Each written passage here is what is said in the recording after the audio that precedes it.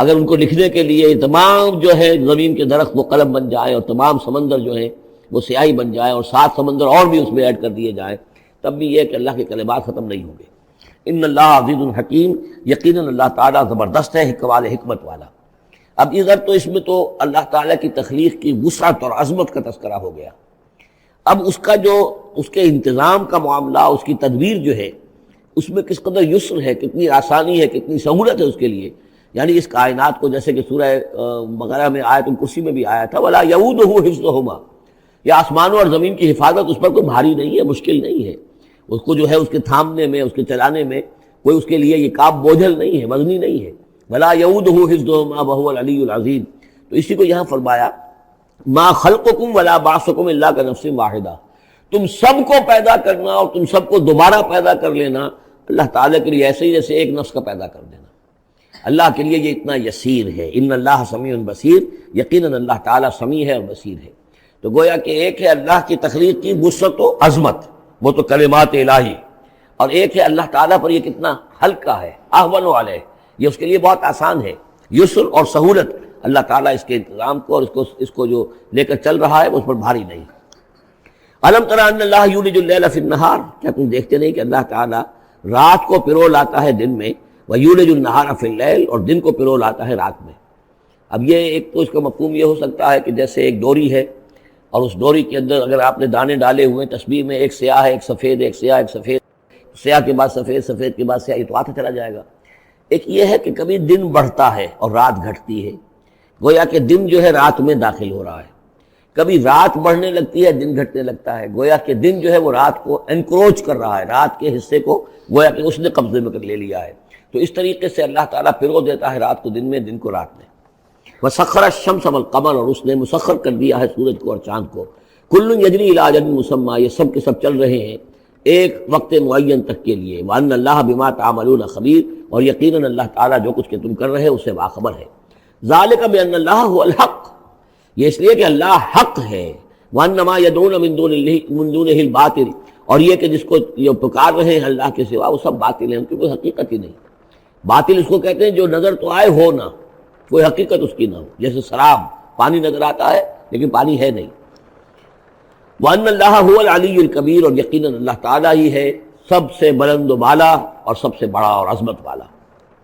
أَلَمْ تَرَ أَنَّ الْفُلْكَ تَجْرِي فِي الْبَحْرِ بِنِعْمَتِ اللَّهِ لِيُرِيَكُم مِّنْ آيَاتِهِ، کیا تم دیکھتے نہیں کہ کشتیاں چلتی ہیں سمندر میں یا دریا میں اللہ کی نعمتوں کو لے کر؟ ظاہر بات ہے ٹرانسپورٹ جو ہوتی تھی پہلے بہت بڑی، وہ سمندروں میں کشتیوں سے، دریاؤں میں بھی۔ لِيُرِيَكُم مِّنْ آيَاتِهِ، تاکہ وہ تمہیں دکھائے اپنی آیات میں سے۔ إِنَّ فِي ذَلِكَ لَآيَاتٍ لِكُلِّ صَبَّارٍ شَكُورٍ، یقیناً اس میں آیات ہیں، لیکن کس کے لیے؟ ان سب لوگوں کے لیے جو صبر کرنے والے ہیں، شکر کرنے والے۔ صبار یہ بھی مبالغے کا صیغہ ہے، فعال کے وزن پر، بہت صبر کرنے والا۔ شکور فعول کے وزن پر ہے، بہت زیادہ شکر کرنے والا۔ وَإِذَا غَشِيَهُم مَّوْجٌ كَالظُّلَلِ، اور جب یہ کبھی سمندر میں ہوتے ہیں اور ان کے اوپر ایک موج چڑھتی ہے اور ڈھانپ لیتی ہے انہیں جیسے کہ بادل ہوں، ایسی موج آ رہی ہے کہ گویا کہ وہ تمہارے اوپر سے گزر جائے گی۔ دعوا اللہ مخلصین لہ الدین، تو وہ پکارنے لگتے ہیں اللہ کو اسی کے لیے اپنی اطاعت کو خالص کرتے ہوئے۔ فلما نجاہم من البر، اور جب اللہ انہیں نجات دے کر لے آتا ہے خشکی پر، فمنہم مقتصد، تو ان میں سے کچھ وہ لوگ ہیں کہ جو بیچ کی چال پر چلتے ہیں، یعنی یہ کہ اکثر و بیشتر جو ہیں وہ پھر شرک کی راہ اختیار کر لیتے ہیں۔ وما یجحد بآیاتنا الا کل ختار کفور، اور ہماری آیات کا انکار نہیں کرتے مگر وہی جو قول کے جھوٹے ہیں اور ناشکر ہیں۔ یا ایھا الناس اتقوا ربکم واخشوا یوما، اے لوگو اپنے رب کا تقوی اختیار کرو اور ڈرو اس دن سے۔ لا یجزی والد عن ولدہ، جس دن کوئی والد اپنے بیٹے سے کسی شے کو دور نہیں کر سکے گا، بچا نہیں سکے گا کسی بھی چیز سے۔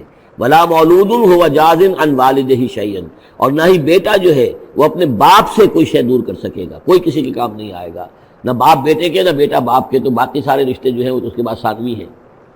ان وعد اللہ حق، یہاں وہ آیت بھی یاد آ گئی ہوگی آپ کو، یا بنی اسرائیل اذکروا نعمتی التی انعمت علیکم انی فضلتکم علی العالمین واتقوا یوما لا تجزی نفس عن نفس شیئا ولا یقبل منها شفاعۃ ولا یؤخذ منها عدل ولا هم ينصرون۔ یا ایھا الناس اتقوا ربکم واخشوا یوما لا یجزی والد عن ولدہ ولا مولود هو جاز عن والدہ شیئا ان وعد اللہ حق، اللہ کا وعدہ سچا ہے، شدنی ہے، اٹل ہے، ہو کر رہے گا، قیامت آ کر رہے گی، جزا و سزا ہو کر رہے گی۔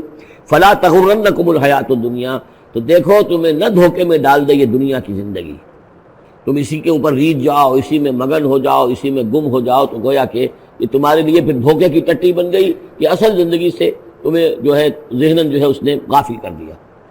ولا یغرنکم باللہ الغرور، اور دیکھنا وہ دھوکے باز تمہیں اللہ تعالیٰ کی شان غفاری کے حوالے سے دھوکہ نہ دے۔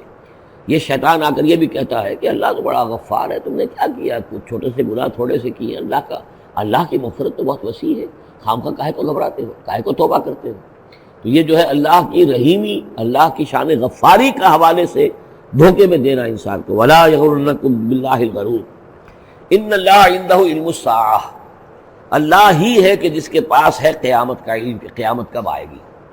ساعہ اور قیامہ، اس کے فرق کو ذہن میں رکھیے۔ گھڑی وہ معین گھڑی جب کہ زلزلہ ہوگا اور یہ اجرام سماویہ جو ہیں وہ ایک دوسرے سے ٹکرائیں گے اور پہاڑ جو ہے روئی کے گالوں، یہ ساعہ ہے جس میں کہ ہلاکت ہوگی دنیا کی آخری۔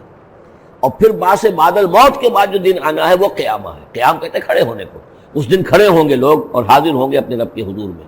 تو عام طور پر ہم قیامت کا لفظ جب بولتے ہیں تو ساعت کی جگہ پر بولتے ہیں۔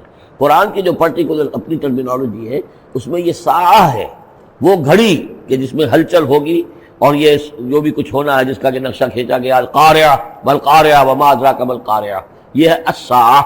لیکن پھر جب بعد الموت کے بعد جب کھڑے ہونا ہے قبروں سے نکل کر اللہ کے حضور میں، تو یہ ہوگا قیامہ، کھڑے ہونے کا دن۔ ان اللہ عندہ علم الساعہ، وہ ساعت کب آئے گی اس کا علم صرف اللہ کے پاس ہے۔ وینزل الغیث، وہی بارش برساتا ہے۔ ویعلم ما فی الارحام، وہ جانتا ہے جو کچھ کے رحموں میں ہے، ماں کے پیٹ میں کیا ہے وہ جانتا ہے۔ وما تدری نفس، اور کوئی جان نہیں جانتی ماذا تکسب غدا، کہ کل وہ کیا کمائی کرے گی۔ وما تدری نفس، اور کوئی جان نہیں جانتی بأی ارض تموت، کہ کس زمین میں اس کی موت واقع ہوگی۔ ایک شخص ہے اپنے ملک سے صرف چند دن کے لیے کہیں باہر گیا، وہیں انتقال ہو گیا، اسے کبھی گمان بھی نہیں ہو سکتا تھا۔ سال ہر سال سے کہیں مقیم ہے، وہاں موت نہیں آئی، اور کہیں گیا ہے اور وہاں موت آ گئی۔ تو کوئی نہیں جانتا کس زمین میں اس کی موت واقع ہوگی۔ ان اللہ علیم الخبیر، یقیناً اللہ تعالیٰ علیم اور خبیر ہے۔ یہ جو 5 چیزیں یہاں گنوائی گئی ہیں، اس میں آج کل بڑا اشکال ہے، اور لوگ کہتے ہیں کہ یہ آپ پتہ چل جاتا ہے کہ ماں کے رحم میں جو ہے، ماں کے پیٹ میں بیٹا ہے یا بیٹی ہے۔ اس کے 2 اعتبار سے اس کو سمجھ لیجئے۔ اس آیت میں 5 چیزوں کا ذکر ہے۔ پہلی چیز میں حصر کا اسلوب ہے کہ یہ چیز صرف اللہ کو معلوم ہے، اگرچہ یہاں یہ نہیں لکھا ہوا ہے کہ اللہ کے سوا کوئی نہیں جانتا، پھر بھی چونکہ حصر کا اسلوب ہے، ان اللہ عندہ علم الساعہ، یقیناً اللہ ہی ہے جس کے پاس ہے قیامت کا علم، ساعت کا علم۔ اس میں بھی گویا کہ نفی ہو گئی کہ کوئی اور نہیں جانتا۔ 2 آخری چیزوں میں بھی نفی ہے، وما تدری نفس ماذا تکسب غدا، کوئی نہیں جانتا کہ کل وہ کیا کمائے گا، اس میں بھی کیٹیگوریکل نفی ہے اس کی۔ وما تدری نفس بأی ارض تموت، یہ بھی پھر کیٹیگوریکل نفی ہے کہ نہیں کوئی جانتا، کوئی جان نہیں جانتی کہ کہاں اس کی موت واقع ہوگی۔ لیکن 2 چیزیں جو ہیں کیٹیگوریکل ڈینائل نہیں ہے۔ وَيُنَزِّلُ الْغَيْثَ، اللہ بارش برساتا ہے، یہ کہاں لکھا؟ نہ یہاں اس حصر کا اسلوب ہے، نہ یہ لکھا ہے کہ یہ کام جو ہے صرف اللہ کرتا ہے۔ اسی طرح یعلم ما فی الارحام، اللہ جانتا ہے جو کچھ کے رحموں میں ہے، اب یہ جو نہیں لکھا کہ کوئی اور نہیں جانتا۔ اس اعتبار سے قرآن مجید کے الفاظ جو ہیں ان کے اوپر تو اعتراض وارد ہو ہی نہیں سکتا۔ البتہ اعتراض اگر کچھ وارد ہوتا تو ایک حدیث پر ہوتا ہے۔ حدیث میں یہ آیا ہے کہ حضرت جبرائیل نے جب پوچھا تھا کہ مجھے قیامت کے بارے میں بتائیے، تو اس میں سے ایک روایت میں یہ الفاظ آئے ہیں کہ فی 5 لا یعلمہن الا اللہ، یہ قیامت کا علم جو ہے یہ تو ان 5 چیزوں میں سے ہے جنہیں اللہ کے سوا کوئی نہیں جانتا، اور وہاں حضور نے یہ ساری چیزیں گنوائی ہیں۔ اس کا جو ہے جواب وہ یہ ہے کہ رحم میں کیا ہے اس کا صرف ایک پہلو ہمیں معلوم ہوا ہے کہ وہ بیٹا یا بیٹی ہے، باقی جو کچھ ہے اس کے نہ معلوم کتنے پہلو ہیں، کتنا ذہین ہے، کس قدر فطین ہے، اس کے اندر کیا اوصاف ہے، اس میں کیا صلاحیتیں ہیں، شقی ہے یا سعید ہے، نیکوکار ہوگا بدکار ہوگا، کیا پتہ ہے، یا ہوگا یا ہوگی۔ تو اس سے یہ کہ اس کی جو حدیث کا بھی معاملہ ہے اس کی بھی جو ہے اس کی توضیح موجود ہے، اس پہ کسی گھبرانے کی ضرورت نہیں ہے۔ ان اللہ علیم الخبیر، یقیناً اللہ تعالیٰ علیم اور خبیر ہے۔